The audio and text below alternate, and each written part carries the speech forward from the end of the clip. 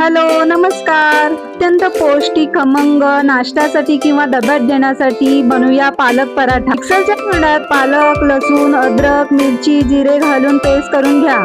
आवश्यकतेनुसार गव्हाचे पीठ घेऊन त्यात चवीनुसार मीठ, हिंग वा पालकाची पेस्ट घाला आणि छानपैकी मिक्स करून घ्या. पीठ मळताना मिक्सरच्या भांड्यात पाणी घाला आणि तेच पाणी मळताना वापरा.